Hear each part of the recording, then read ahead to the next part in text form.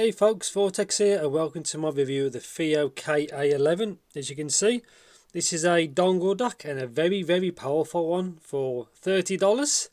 So anyway, full disclaimers, I'd like to thank Hi-Fi Go themselves for sending this me out to try, so thank you very much. I was not paid to do this video, no thoughts, opinions are my own. And this is a one of the dongle DACs I really wanted to try because it seems to be a beast for the money. And as you can see right here, mine's the silver version. And yeah, let's just get into it. So let's see what we get. So KA11, like mine's the silver version, which you'll see in a bit. So obviously it's a Fiio / Jade Audio product. Again, Fiio. Not much really on the back. Bit of information there, but that's it. So that's what you get. So quite a long dongle. Let's have a look. So this is 3.5mm only, as you can see here. No buttons or anything, obviously fixed, kind of a braided cable there. And that's it, no buttons, 3.5, and obviously this is 200 milliwatts per channel at 32 ohms. So from the normal dongles and the $30 mark, this is easily the most powerful, which is unheard of for that kind of money, because that kind of price they're normally about maybe 70 milliwatts, and this is 200. So it's quite a bit of difference. So you get 2 bits of paperwork, after sales service, and that's it in different languages, and a quick user guide, which I'll show you in the app as well, because I do have the app installed. Obviously I'll do a quick screen grab so you can have a look in a bit, but this is the information here. Indicator light, there's 2 versions, mine's a type C.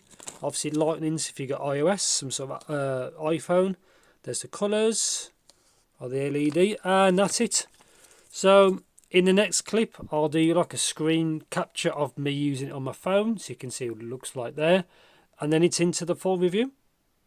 So this is just a quick going over the app. You can see Fiio KA11.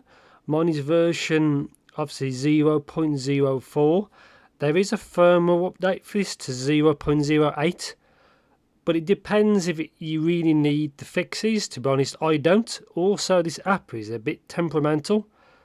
So while I'm in it, it works. I'll quickly show you what it is. You can pick UAC versions. If you use a console, UAC 1.0 is the one you want to pick. Obviously, you can turn the indicator lights on and off, as you can see there. If you click audio, you got the filters. So if you click right, the top right, you can click from the 6. If that makes a difference to you. There's a guide, which is just a bit of information there.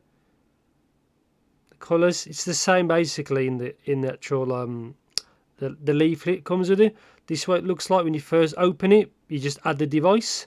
Obviously you have to add it manually, as you can see. Fiio KA11. Open that back up and see it works. Now something that used to be in the app is the like volume, I think volume control. It doesn't have it anymore, and that's it. So if you click top right corner, restore default settings, go out of it back. Top left corner, if you click about, you can see I'm on version 3.21, which is the latest version. Yeah, and that's it. So welcome to my review section of the Fiio KA11. And yet, like you just saw, the app, it has enough. Mine doesn't show the volume control. Maybe that's a firmware thing, I don't know. But obviously you can see it had filters, and obviously straight into filters. So there's 5 or 6. To me, it doesn't really make much difference. For you, might be, but to me, they sounded pretty much the same, and that's it. But at least you've got the option to do that, obviously, because this chip is the CS43131. So it gives you choice if you want to play around with filters, and that's pretty much it. So there's only also, let's talk about LED. It's there. You can turn it on and off. There's about 3 or 4 colours. I think it's 3 colours, and that's it. Very basic, but it does what you want. I think it's best to leave it on, so at least you know that this is functioning and getting power. But if you want to, you can turn it off, and that's pretty much it. So the main option, this is which is why I wanted to review it, is the power output. So at 32 ohms, which is typically the standard people go by, this is 200 milliwatts. Now this is a $30 product. That's crazy power output for that kind of price. Normally you get that kind of power output from balanced, but this is only 3.5. Also, there's no mic support as well, so just bear that in mind. It's just output, that's it.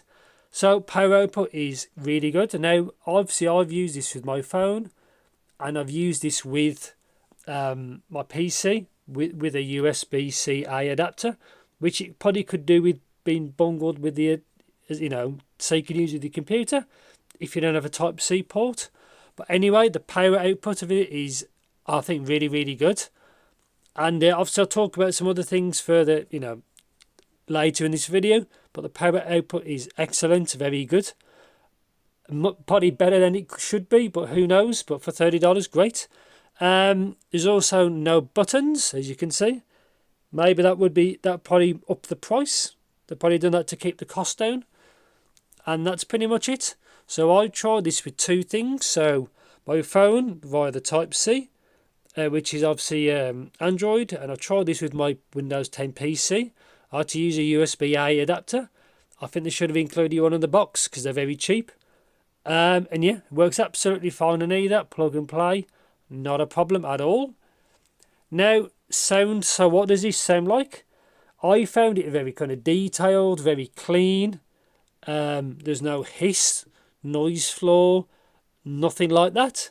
Maybe slightly warm kind of sound to the kind of sound signature, but apart from that, this thing sounds great. Fiio have done a really good implementation of whatever hardware is in there. So obviously the DAC, that Cirrus DAC, the amp, whatever's in there as well in all that circuitry. Fiio have done a great job. It sounds really, really good. Not much to say really. It's a very detailed, I wouldn't say it's analytical. It doesn't really sound like that. It's just very clean sounding. It sounds good. It sounds great. Really, that's all I can say really. Now, power consumption as well. I didn't find it too bad. It wasn't power hungry, so I had some headphones plugged in. The harmonic dying black hole, just for a quick example. And it didn't seem too... the power consumption wasn't too bad. The Centrance DAC amp I have is the worst. That thing's terrible. Terrible for battery life, but this is not too bad at all. And I was quite happy with it, really. Now, one thing a few people did report as well with this is heat. So this section here gets hot. Not hot, but it gets hot when you're using when you're pushing power through it. Just bear that in mind. But I'm sure in the promotion material for this product, it does say it does get hot. So they're not lying, it does get hot, and they did say it gets hot. So just bear that in mind. But I had no issues. The Centrance one, like I mentioned, just when you touch that, it gets really hot. So just bear that in mind.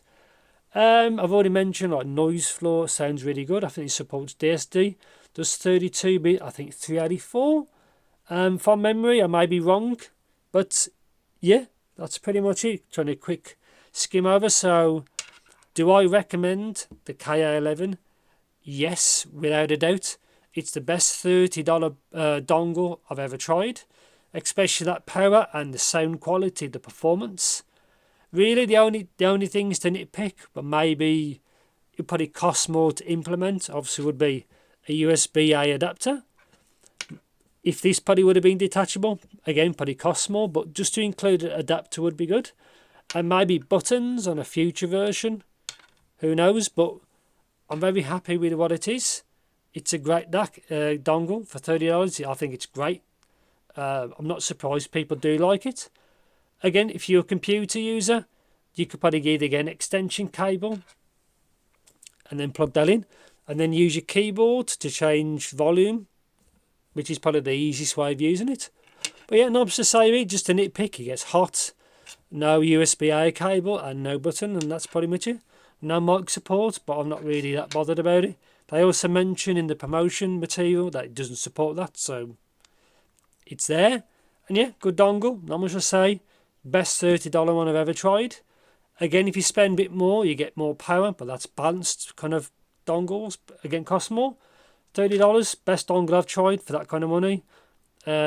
Easily destroys, in my opinion, like the Apple dongle, for example. And that's it. I think pretty much it. So, if you think I missed anything, please do let me know in the comments. Thanks for watching. Take care. And yeah, I'll see you in the next video.